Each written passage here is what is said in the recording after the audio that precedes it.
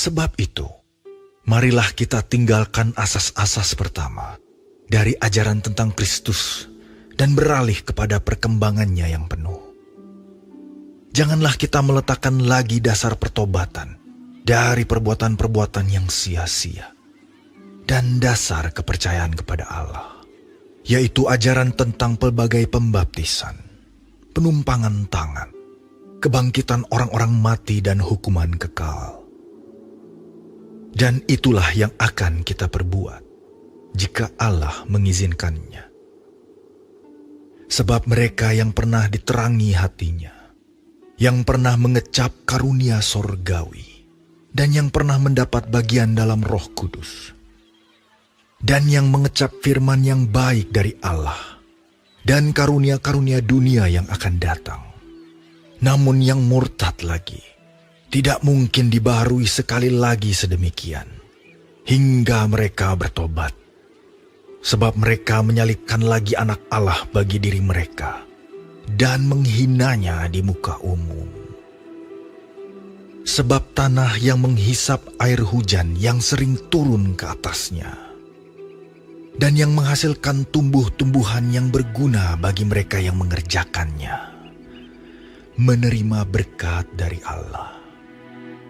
Tetapi jikalau tanah itu menghasilkan semak duri dan rumput duri, tidaklah ia berguna dan sudah dekat pada kutuk, yang berakhir dengan pembakaran.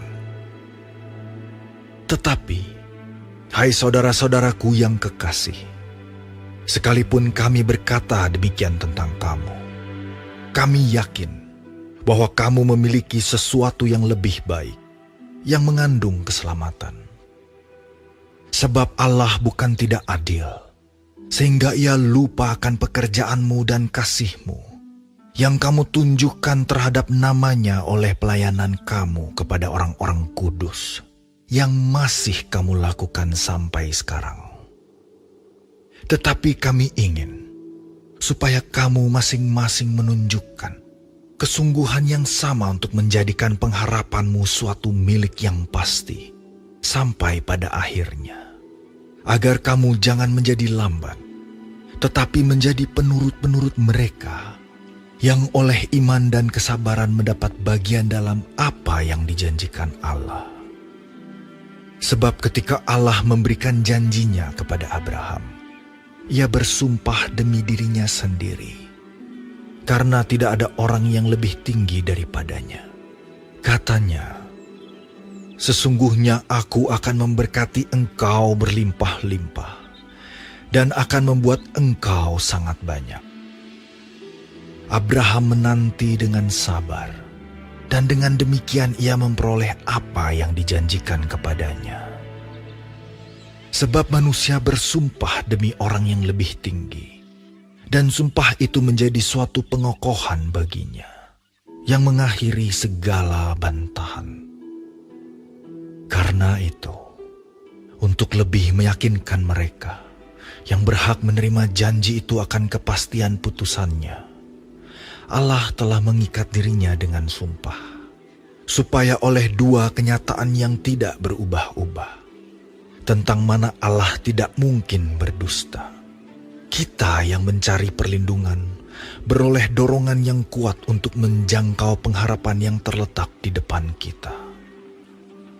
Pengharapan itu adalah sauh yang kuat dan aman bagi jiwa kita, yang telah dilabuhkan sampai ke belakang tabir, di mana Yesus telah masuk sebagai perintis bagi kita, ketika ia, menurut peraturan Melkisedek, menjadi imam besar sampai selama-lamanya.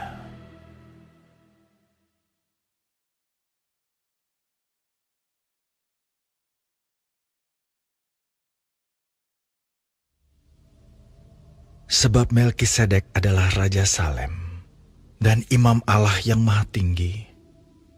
Ia pergi menyongsong Abraham ketika Abraham kembali dari mengalahkan raja-raja dan memberkati dia. Kepadanya pun Abraham memberikan 1/10 dari semuanya. Menurut arti namanya, Melkisedek adalah pertama-tama Raja Kebenaran dan juga Raja Salem. yaitu Raja Damai Sejahtera. Ia tidak berbapa, tidak beribu, tidak bersilsilah, harinya tidak berawal, dan hidupnya tidak berkesudahan. Karena ia dijadikan sama dengan Allah, ia tetap menjadi imam sampai selama-lamanya. Camkanlah betapa besarnya orang itu, yang kepadanya Abraham, bapa leluhur kita, memberikan 1/10 dari segala rampasan yang paling baik, dan mereka dari anak-anak Lewi, yang menerima jabatan imam, mendapat tugas, menurut hukum Taurat, untuk memungut 10% dari umat Israel, yaitu dari saudara-saudara mereka, sekalipun mereka ini juga adalah keturunan Abraham. Tetapi Melkisedek, yang bukan keturunan mereka, memungut 10% dari Abraham dan memberkati dia, walaupun ia adalah pemilik janji. Memang tidak dapat disangkal bahwa yang lebih rendah diberkati oleh yang lebih tinggi. Dan di sini manusia-manusia fana menerima 10%, dan di sana ia, yang tentang dia diberi kesaksian bahwa ia hidup. Maka dapatlah dikatakan bahwa dengan perantaraan Abraham dipungut juga 10% dari Lewi, yang berhak menerima 10%. Sebab ia masih berada dalam tubuh bapa leluhurnya ketika Melkisedek menyongsong bapa leluhurnya itu. Karena itu, andai kata oleh imamat Lewi telah tercapai kesempurnaan, sebab karena imamat itu umat Israel telah menerima Taurat, apakah sebabnya masih perlu seorang lain ditetapkan menjadi imam besar menurut peraturan Melkisedek, dan yang tentang dia tidak dikatakan menurut peraturan Harun? Sebab, jikalau imamat berubah, dengan sendirinya akan berubah pula hukum Taurat itu. Sebab ia, yang dimaksudkan di sini, termasuk suku lain. Dari suku ini tidak ada seorang pun yang pernah melayani di mezbah. Sebab telah diketahui semua orang bahwa Tuhan kita berasal dari suku Yehuda. Dan mengenai suku itu, Musa tidak pernah mengatakan suatu apapun tentang imam-imam. Dan hal itu jauh lebih nyata lagi jikalau ditetapkan seorang imam lain menurut cara Melkisedek, yang menjadi imam bukan berdasarkan peraturan-peraturan manusia, tetapi berdasarkan hidup yang tidak dapat binasa. Sebab tentang dia diberi kesaksian, engkau adalah imam untuk selama-lamanya, menurut peraturan Melkisedek. Memang suatu hukum yang dikeluarkan dahulu dibatalkan, kalau hukum itu tidak mempunyai kekuatan, dan karena itu tidak berguna. Sebab hukum Taurat sama sekali tidak membawa kesempurnaan, tetapi sekarang ditimbulkan pengharapan yang lebih baik, yang mendekatkan kita kepada Allah. Dan sama seperti hal ini tidak terjadi tanpa sumpah. Memang mereka telah menjadi imam tanpa sumpah.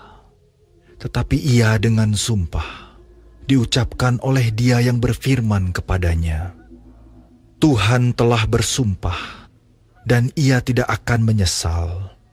Engkau adalah imam untuk selama-lamanya. Demikian pula Yesus adalah jaminan dari suatu perjanjian yang lebih kuat.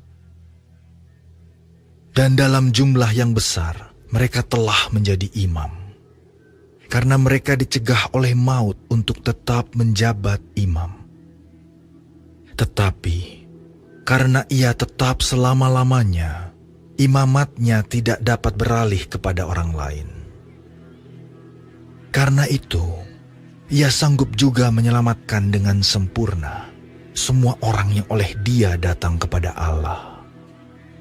Sebab ia hidup senantiasa untuk menjadi pengantara mereka. Sebab imam besar yang demikianlah yang kita perlukan, yaitu yang saleh, tanpa salah, tanpa noda, yang terpisah dari orang-orang berdosa, dan lebih tinggi daripada tingkat-tingkat sorga. Yang tidak seperti imam-imam besar lain, yang setiap hari harus mempersembahkan korban untuk dosanya sendiri, dan sesudah itu barulah untuk dosa umatnya. Sebab hal itu telah dilakukannya satu kali untuk selama-lamanya, ketika ia mempersembahkan dirinya sendiri sebagai korban. Sebab hukum Taurat menetapkan orang-orang yang diliputi kelemahan menjadi imam besar. Tetapi sumpah yang diucapkan kemudian daripada hukum Taurat menetapkan anak yang telah menjadi sempurna sampai selama-lamanya.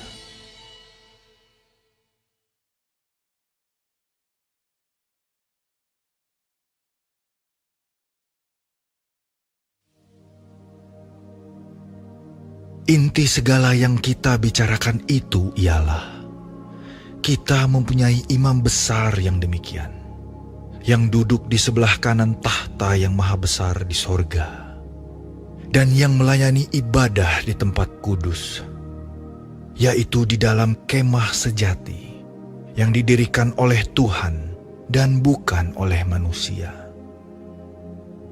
Sebab setiap imam besar ditetapkan untuk mempersembahkan korban dan persembahan. Dan karena itu, Yesus perlu mempunyai sesuatu untuk dipersembahkan.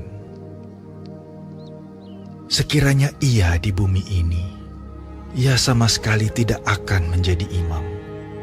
Karena di sini telah ada orang-orang yang mempersembahkan persembahan menurut hukum Taurat. Pelayanan mereka adalah gambaran dan bayangan dari apa yang ada di sorga.